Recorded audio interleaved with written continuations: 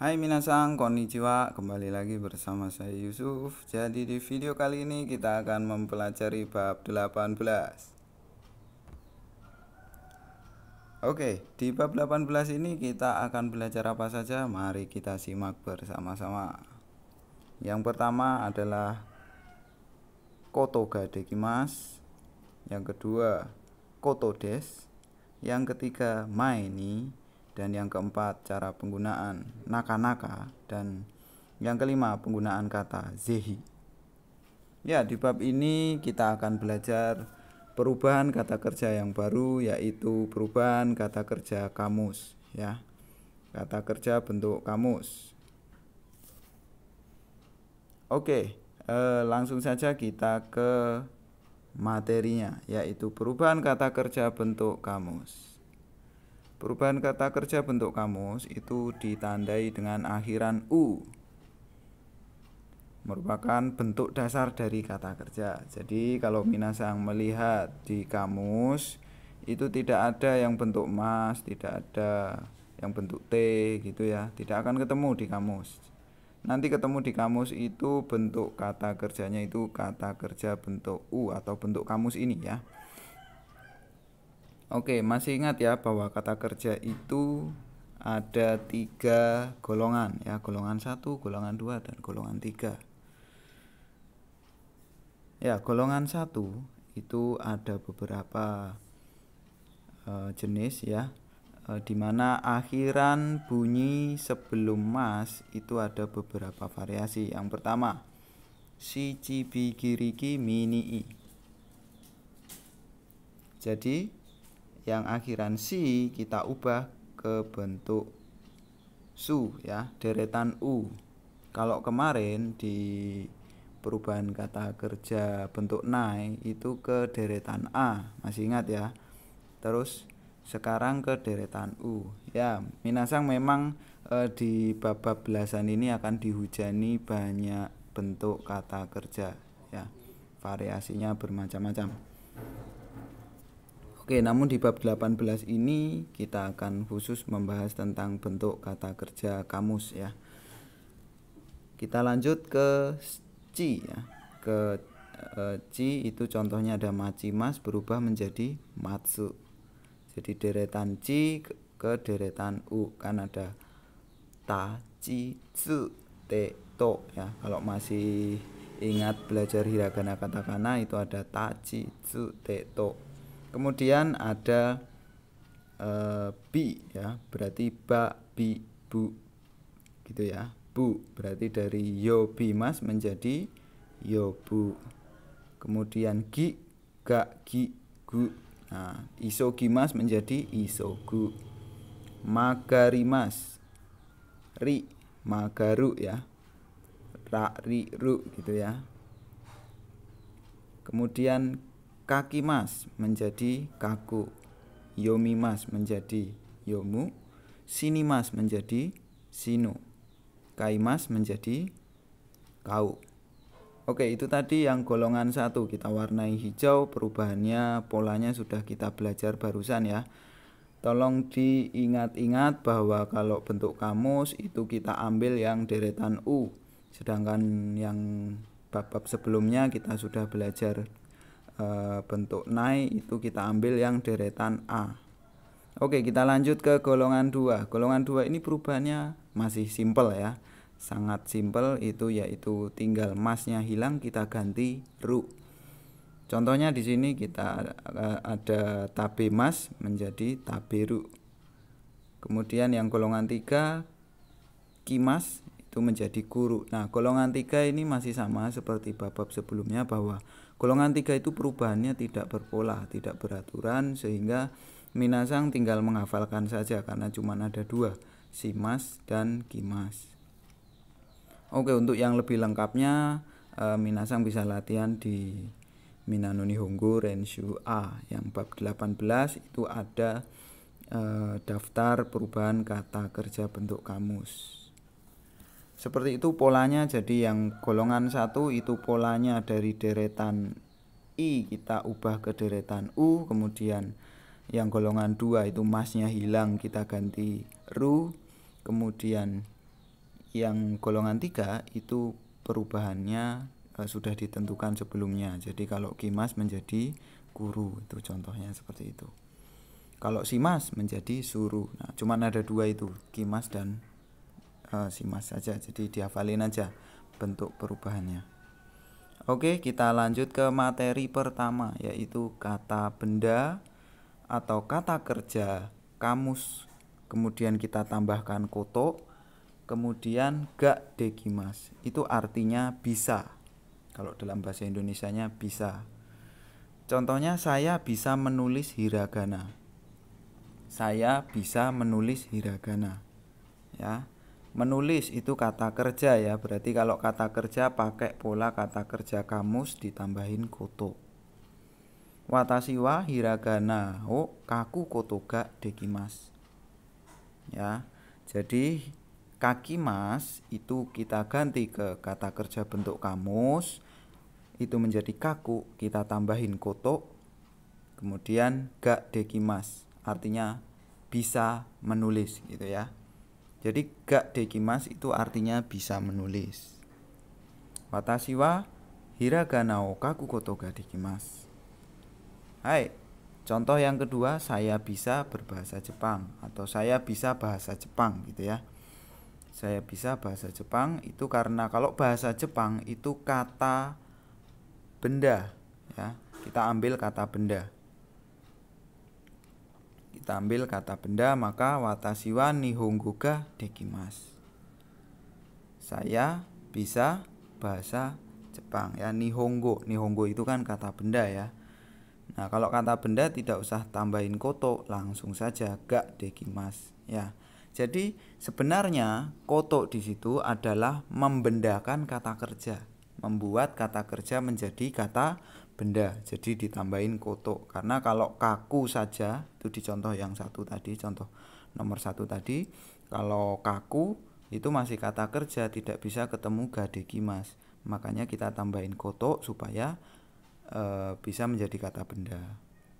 Oke, seperti itu.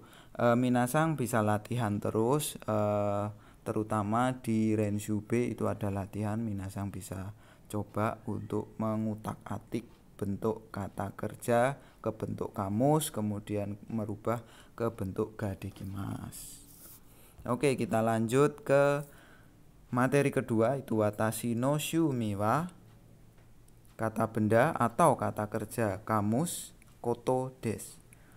Shumi itu adalah hobi ya, hobi saya gitu ya. Watashi no shumi maka hobi saya. Nah, kalau ya, contohnya yang pertama itu hobi Alisa adalah tidur. Oke, kalau bahasa Indonesia adalah di situ membuat tidur menjadi kata benda ya kan. Arisa sang no shumi wa neru koto desu ya. Neru itu kan masih kata kerja, kita buat menjadi kata benda karena kalau ngomong hobi itu harus kata benda ya. Nani nani wa nani nani desu itu ya, bab 1 masih ingat ya. Nani nani wa nani nani desu, berarti nani nani yang kedua ya, itu harus kata benda. Kalau neru itu masih kata kerja, maka ditambahin koto. Jadi koto desu, neru koto desu. Seperti itu. Oke, yang kedua, hobi Rudi adalah musik ya. Nah, musik sendiri sudah kata benda, maka tidak perlu ditambahin koto lagi karena sudah kata benda. Nah, contohnya dalam bahasa Jepang menjadi Rudi sang no shumi wa ongaku desu gitu ya. Rudi sang no shumi wa ongaku desu. Hai. Itu biasanya bentuk koto desu itu untuk menyebutkan hobi.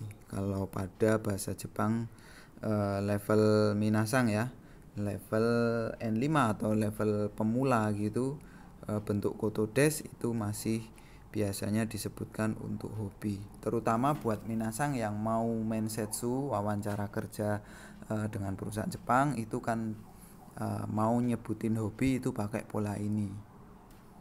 Oke, kita lanjut ke materi ketiga. Kata benda, no, atau kata kerja, atau waktu, kemudian maeni ya. Maeni di sini artinya sebelum titik-titik gitu ya. Oke, contoh kalimatnya yang pertama, sebelum makan tolong cuci tangan. Itu bahasa Jepangnya menjadi taberu maeni teo aratte kudasai. Taberu itu kan kata kerja bentuk kamus dari makan ya. Jadi maeni kalau kata kerja itu harus dibuat bentuk kamus taberu maeni gitu ya. Neru maeni, iku maeni, suru maeni dan seterusnya ya. Jadi diubah ke bentuk kamus. Kemudian contoh yang kedua, sebelum berdoa jangan tidur. Oinori no maeni nenai de kudasai gitu ya. Oinori no maeni nenai de kudasai. Jadi kalau kata benda itu ditambahin no gitu. Oinori no gitu ya. Ongaku no dan seterusnya. Jadi kalau ketemu kata benda itu tambahin no. Untuk latihan yang lebih lengkap, minasang bisa lihat di Renshu A. Di situ ada aturan-aturan yang lebih jelas. Kemudian latihan di Renshu B yaitu membuat kalimat atau menyusun kalimat yang lebih tepatnya nanti lebih bagus nanti dibimbing sensei. Oke, kita ke materi berikutnya yang keempat, itu adalah penggunaan kata naka-naka. Naka-naka ini kalau diterjemahkan dalam bahasa Indonesia memang agak sulit ya, padanan makna yang jelas. Namun artinya atau maknanya itu tidak mudah atau tidak seperti yang diharapkan. Ya, kalau dalam bahasa Indonesia mungkin mendekati kata ternyata ya. Kalau dalam bahasa Indonesia kita punya kata ternyata, nah itu mendekati naka-naka kalau dalam bahasa Jepang. Artinya mendekati, cuman tidak bisa plek sama. Oke, kita coba ke contoh kalimatnya. Yang pertama, di sini saya sulit sekali melihat sakura. Itu dalam bahasa Jepang, koko dewa naka-naka sakurao miru koto ga dekimasen ya. Dekimasen itu tidak bisa ya. Tadi kita sudah belajar koto ga dekimas, itu artinya bisa. Kalau dekimasen berarti tidak bisa. Miru koto ga dekimasen tidak bisa melihat. Sakurao berarti sakura ya, tidak bisa melihat sakura. Naka-naka itu di luar dugaan ya, atau tidak semudah itu melihat sakura ya. Kemudian bisa juga kita artikan ternyata. Jadi ternyata tidak bisa melihat sakura. Oke, kemudian ada partikel baru di sini. Partikel baru di sini yaitu dewa ya. Dewa. D, koko D kan di sini ya. Cuman karena kita ingin menekankan bahwa topik utama dari kalimat ini adalah koko D, maka kita tambahin wa. Jadi koko dewa gitu ya. Jadi memang bisa seperti itu, atau bisa dikatakan bahwa di sini itu menjadi topik pembicaraan atau topik kalimat ya, sehingga harus kita tambahkan wa. Oke, seperti itu. Contoh yang kedua, belakangan ini tidak ada waktu, atau belakangan ini saya tidak ada waktu. Saiking jika enggak naka-naka arimasen. Ya, memang naka-naka di situ kita sulit sekali menerjemahkan ke bahasa Indonesia. Jadi naka-naka kadang-kadang tidak diterjemahkan. Cuman kalau mau diterjemahkan secara paksa ya boleh kita tambahkan ternyata. Jadi ternyata akhir-akhir ini saya tidak ada waktu ya, atau ternyata belakangan ini saya tidak ada waktu. Saiking itu akhir-akhir ini atau belakangan ini, jika enggak arimasen, tidak ada waktu. Kalau kita seselin naka-naka berarti ternyata akhir-akhir ini saya enggak ada waktu, gitu ya. Jadi naka-naka ini memang biasanya itu diikuti kata kerja bentuk negatif atau predikat yang negatif gitu ya. Seperti itu. Jadi naka-naka itu memang boleh tidak diartikan. Di situ ada mengandung makna tidak seperti yang diharapkan atau di luar dugaan, atau boleh kita terjemahkan ternyata ya. Tapi tidak semua ternyata kita buat menjadi naka-naka ya dalam bahasa Jepang. Makanya teman-teman harus hati-hati. Untuk bisa lebih menguasai penggunaan naka-naka, silahkan minasang latihan membuat kalimat atau mengerjakan soal-soal yang ada di Renshu B. Seperti itu minasang, kita lanjut ke materi terakhir yaitu zehi. Kosakata untuk memperkuat keinginan atau permohonan. Ya, kosakata untuk memperkuat keinginan atau permohonan. Ya, keinginan itu biasanya ya, saya ingin ke Jepang gitu, atau kalau permohonan ya silahkan datang ke rumah saya gitu ya. Oke, dalam bahasa Jepang itu zehi itu kadang-kadang diucapkan hanya untuk basa-basi ya, basa-basi. Maksudnya begini, ini ada contoh kalimat, silahkan datang ke rumahku, silahkan datang ke rumah saya. Zehi uchi ni kite kudasai ya. Zehi di situ kita tidak ada arti bahasa Indonesianya. Karena zehi itu ya untuk memperkuat ya. Bahasa Indonesia kalau mau memperkuat permohonan ya mungkin dengan pasti gitu ya. Ya, kita kalau orang Indonesia kalau mau basa-basi ngajak teman ke rumah kita kan, ayo datang ke rumahku ya, pasti datang ke rumahku ya gitu ya. Nah, seperti itu. Itu untuk basa-basi. Basa-basi saja. Jadi zehi uchi ni kite kudasai. Silahkan datang ke rumahku gitu. Ya, hanya untuk memperkuat saja. Oke. Kemudian saya ingin sekali pergi ke Jepang. Zehi nihon ikitai gitu ya. Zehi nihon ikitai desu gitu ya. Nihon ikitai desu gitu. Jadi biasanya kan ngajak misalkan zehi nihon e kite kudasai ya. Pasti ya kamu datang ke Jepang ya. Terus yang tadi diajak jawab, oh zehi nihon e ikitai gitu ya. Pasti saya ingin ke Jepang gitu ya. Saya ingin sekali ke Jepang gitu. Jadi ngajaknya yo basa-basi, jawab ajakannya juga dengan basa-basi ya. Ini supaya sopan aja ya. Kalau teman-teman yang paham bahasa kromo alus ya dari bahasa Jawa, itu ada bahasa-bahasa yang cuman untuk basa-basi aja gitu ya. Nggih estu ya, estu. Oke, seperti itu ya. Oke, seperti itu teman-teman.